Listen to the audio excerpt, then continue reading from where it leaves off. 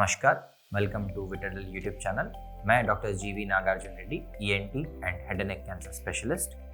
आज हम sudden hearing loss के बारे में बात करेंगे कि एकदम से आपको अचानक से अगर हियरिंग बंद हो जाता है तो उसके कारण क्या है, उस टाइम में आपको क्या करना चाहिए और क्या प्रिवेंशन या टिप्स आपको लेने चाहिए, मैं आपको बताऊँगा। सो जनरली आजकल हम देख सकते हैं बहुत लोगों में, हमने अखबार में या तो फिर टीवी चैनल्स में या फैमिली एडवर्टाइजमेंट में देखा होगा कि बहुत सारे लोग सडनली हियरिंग लॉस कर रहे हैं। Yes, it is called as sudden sensory neural hearing loss. इसमें क्या होता है, बहुत सारे unknown causes as well as known causes के वजह से, जैसे कि वायरल इन्फेक्शन, कोई खांसी जुकाम के बाद एकदम से आपकी सुनने की शक्ति कम हो जाती है, या तो फिर कोई ट्रीटमेंट के बाद सडन से आपकी सुनने की शक्ति कम हो जाती है, या तो विदाउट एनी कॉज आप ऐसे ही हैं, आपका रूटीन वर्क चल रहा है, एकदम आप सुबह उठे और आपको लगा कि एकदम मेरे एक कान में आवाज़ बंद है। सो इन दैट केस आप इमीडिएटली एक बार दोनों हाथ से नाक बंद करके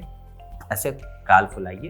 अगर आपका कान फ्री हो जाता है और आपको सुनने लग जाता है तो ठीक है, नहीं हो पाता तो मैं सजेस्ट करता हूँ इमीडिएटली डॉक्टर के पास चले जाइए, ईएनटी स्पेशलिस्ट के पास चले जाइए और उनको दिखाइए, क्योंकि ये sudden sensory neural hearing loss is a very emergency situation. It can also be called as EF stroke. इसमें क्या होता है, आपके नस में इमीडिएटली ब्लड सप्लाई कम होने के कारण आपके नस में वीकनेस आ जाती है, जिससे कि आपका नस परमानेंटली डैमेज होने के चांसेस हैं। सो इस चीज़ को इमीडिएटली आपके ईएनटी स्पेशलिस्ट रिकॉग्नाइज करेंगे और उसके बाद अगर ये सडन सेंसरी हियरिंग लॉस का डायग्नोसिस बनता है तो आपको इमीडिएटली आईवी ट्रीटमेंट, मतलब इंजेक्शंस के द्वारा आपके हॉस्पिटल में under observation of doctor treatment लेना होगा। अगर ये ट्रीटमेंट जल्द से जल्द, जनरली 24 आवर्स के अंदर अगर हम इसका ट्रीटमेंट लेते हैं तो हियरिंग के रिकवरी चांसेस अराउंड 90% से ज़्यादा है। और अगर ये ट्रीटमेंट हम अगर डिले करते हैं